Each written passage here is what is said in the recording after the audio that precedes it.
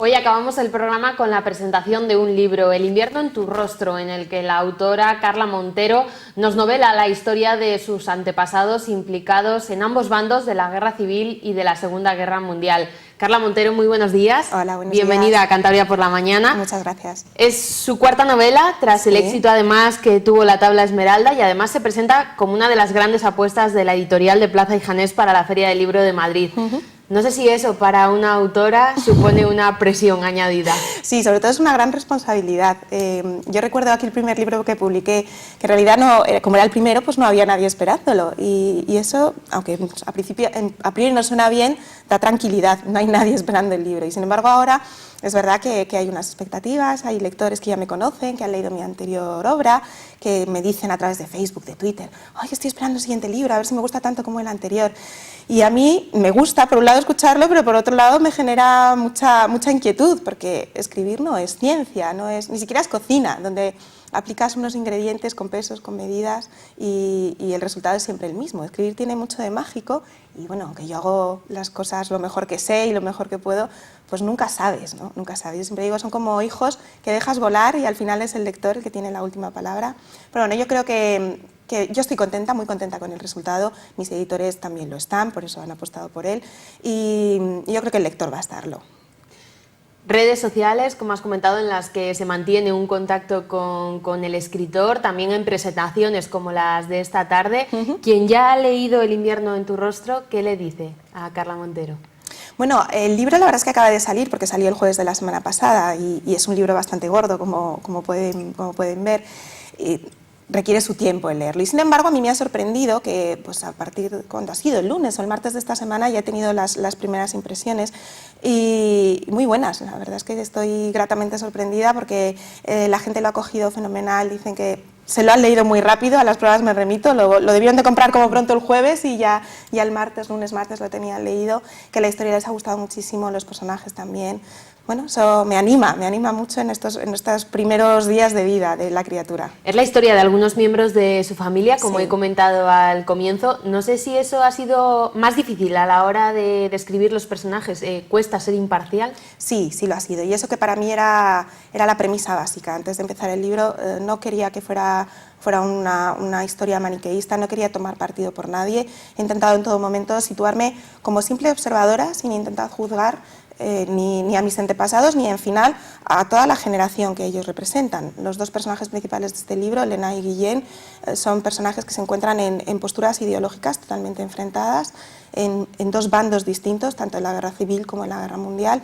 Y quizá para mí lo más difícil haya sido no tanto mantener esa imparcialidad, porque es verdad que yo desde mi posición de mujer moderna, con unas circunstancias vitales completamente distintas a las suyas, pues bueno, me cuesta mucho empatizar y coincidir con ninguno de los dos en sus posturas un poco extremas, pero quizá lo difícil ha sido intentar comprenderlos, comprender cuáles eran sus motivaciones, comprender qué es lo que les llevaba a actuar así, a pensar así, para construir al final unos personajes reales con los que el lector en determinado momento se pueda, si no identificar, al menos entender, como me ha pasado en niñez, ¿no? Entender por qué hacen lo que hacen. Habla mucho de eso, de que fue una generación con la que cuesta mucho empatizar. ¿Nos cuesta mucho desde esta perspectiva ahora de la historia? Yo creo que sí, o por lo menos ya te digo que a mí personalmente me ocurre. Me cuesta mucho comprender a gente que es capaz de sacrificar su familia, su entorno, su primer amor por los ideales. En el caso de Guillén, por ejemplo, en concreto, para él el Partido Comunista, que es al que está afiliado, es como su religión, es como su iglesia, es por lo que está dispuesto a dar todo, incluso la vida. En el caso de Elena, pues lo mismo con otros valores, con otras ideas políticas. Y como digo, al final ellos lo que representan es toda una generación de personas que fue realmente así.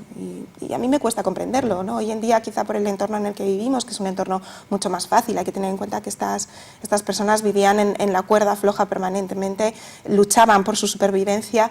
Nosotros no, afortunadamente, y quizá por eso pues nos cuesta más, a mí personalmente me ocurre entenderlos. Habla de los dos personajes protagonistas que viven una historia de amor un tanto peculiar porque además son hermanastros. Así es, sí, sí. Efectivamente la historia arranca cuando son dos niños entrando en la adolescencia y son hermanastros que luego por determinadas circunstancias del destino se ven obligados a separarse. Y eso les hace, como decía antes, pues adoptar bandos enfrentados, posturas ideológicas opuestas, pero que en realidad ellos tratan de mantener siempre lo que habían tenido cuando eran niños, ¿no? Esa relación tan especial que tenían, ese primer amor, y a pesar de que pues es difícil por las circunstancias en las que viven, circunstancias bélicas básicamente, primero la guerra civil, después la guerra mundial, a pesar de ello y a pesar de que también está esa ideología como obstáculo de por medio, ellos tratan de que su relación no se pierda, de que ese cariño que se tienen, pues mantenerlo siempre vivo. Y una vez más, pues refleja también lo que ocurrió en el seno de mi familia, a pesar de que, en este caso, pues su historia está inspirada en la de mi abuelo y su hermano, mi tío abuelo, que a pesar de que pensaban de forma completamente distinta, y a pesar de que estaban en frentes distintos, nunca se repudiaron mutuamente. Mi abuelo siempre cuenta de broma, intentaban convencerse uno al otro de que lo mejor era lo que ellos pensaban, pero siempre estuvieron cariño y siempre se consideraron hermanos. Novela histórica, novela de personajes, no sé si le gusta encasillarla de alguna manera. Bueno, yo siempre digo que mis novelas es difícil decir a qué género pertenecen. No son novelas históricas, no son novelas románticas, son un poco de todo. Me gusta definirlas como novelas coctelera. Esta fue una frase que a mí me gustó mucho de Umberto Eco, leí que él decía, no, y un día si tú quieres escribir un bestseller, una novela que gusta a todo el mundo, lo que tienes que hacer es como un cóctel, ¿no? Coges una coctelera y empiezas a añadir ingredientes, pues metes un poquito de acción, un contexto histórico, una historia de amor, agitas convenientemente y bueno, pues tienes un bestseller.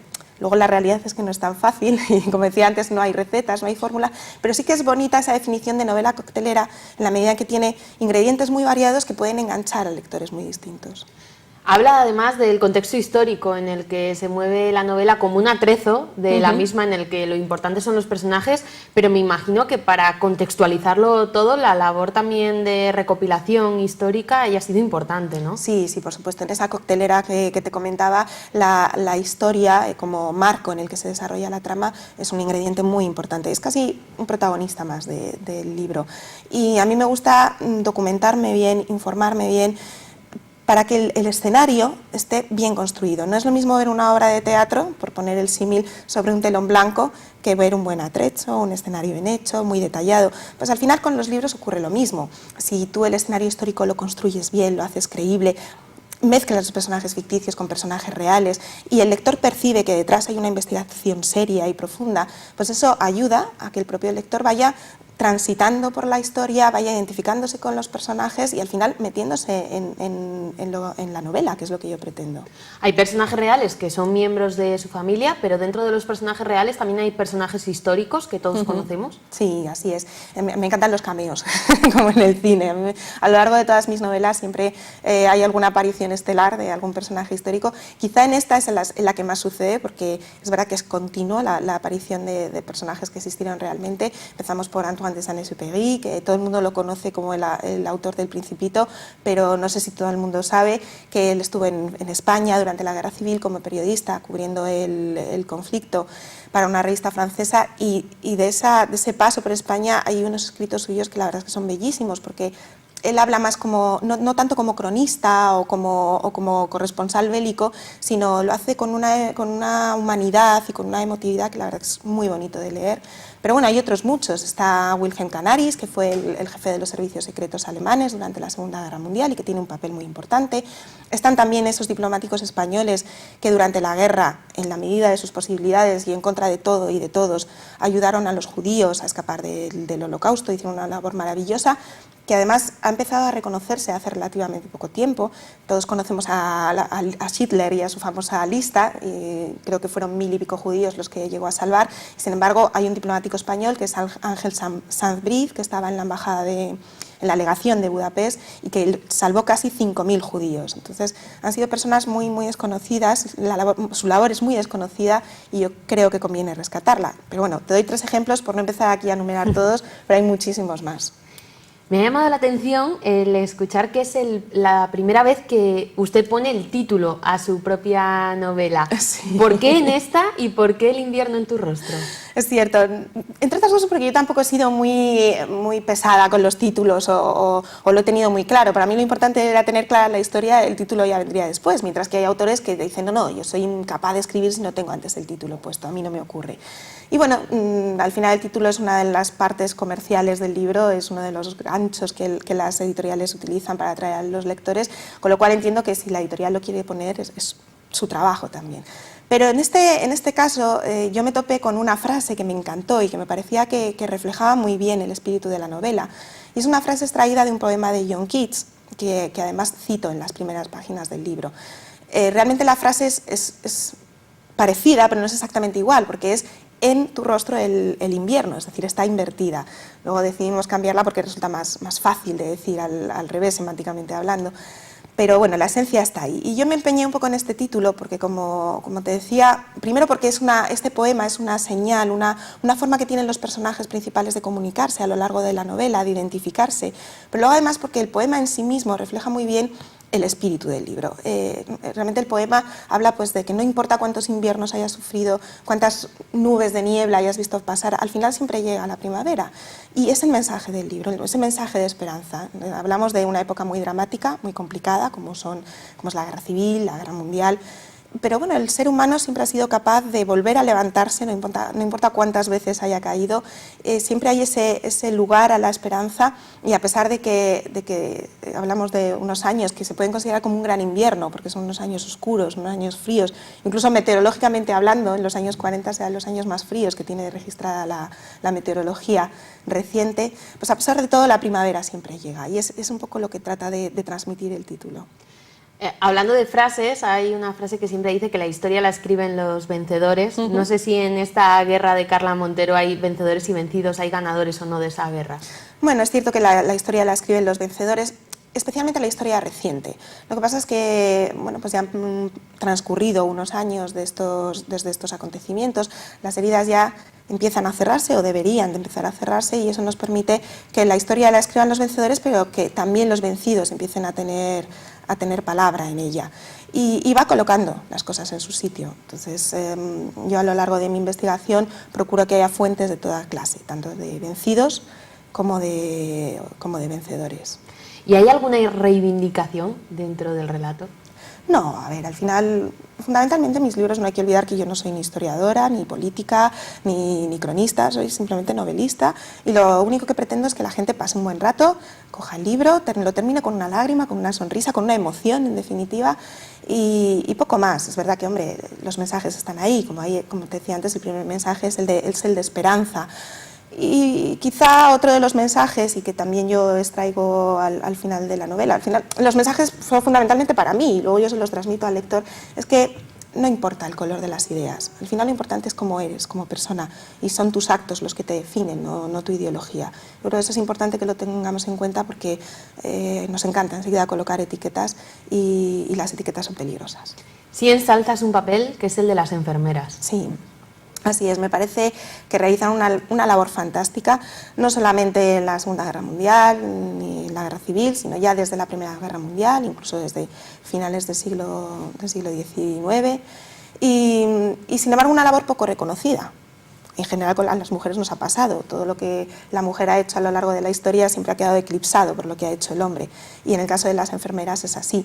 En los conflictos bélicos han tenido un papel muy importante, mucho más del que se les ha dado, ahora se les empieza a dar. Ellas estaban allí, en primera línea, como han estado los hombres, sufriendo las mismas penalidades, los mismos rigores, y en definitiva ayudando, porque era su vocación, ayudar al prójimo, no solamente a los soldados, también a la población civil. Y bueno, he querido destacar esta figura, en concreto en el caso de la División Azul. Yo creo, no sé si hay mucha gente que sabe que hubo mujeres españolas que estuvieron en el frente ruso como parte del contingente que se envía con la División Azul, en concreto 90 mujeres, que hay que tener en cuenta, ¿no? Qué mentalidad tenían, de qué circunstancias venían, y lo que debió de suponer para ellas, en definitiva, yo creo que un gran acto de valentía, el abandonar sus hogares, abandonar sus familias para irte a la otra punta del mundo, a un entorno completamente hostil, en una guerra que en definitiva ni te iba ni te venía, pero que ahí estabas con el único afán de ayudar, ¿no? Hemos empezado hablando del feedback con los lectores. Carla, ¿cómo va a ser el encuentro de esta tarde?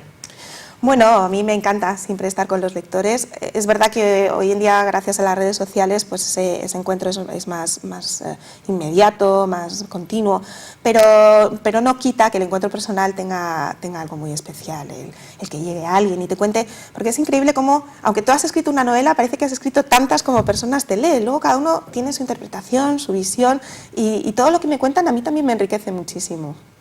Bueno, pues gracias también por haber sacado un hueco para estar hoy aquí, para que los espectadores de Popular Televisión conozcan un poquito de este invierno en tu rostro. Carla, muchísimas gracias. Gracias a vosotros, un placer. Y nosotros nos marchamos con la presentación de esta nueva novela de Carla Montero. Les dejamos, mañana estaremos aquí a partir de las 12:30. Como siempre, pasen una buena tarde.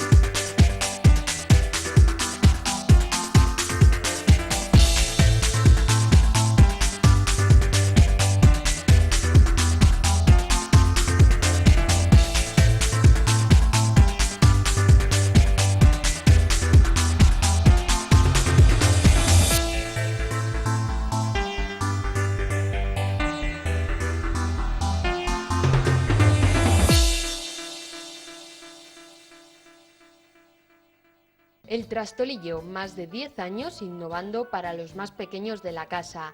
En el Trastolillo encontrarás las marcas más prestigiosas del mercado. Ropa de 0 a 8 años, calzado hasta el número 38, canastilla y complementos. Además, te vestimos y calzamos para ocasiones especiales como arras, bautizos y comuniones, con la atención más cercana. Visítanos en El Astillero, Avenida de España número 22 Bajo.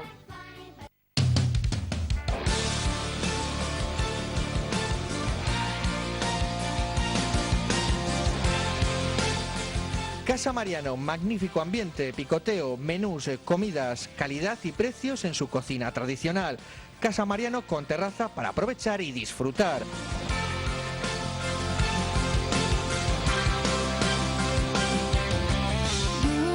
Casa Mariano, calle Vargas, Santander.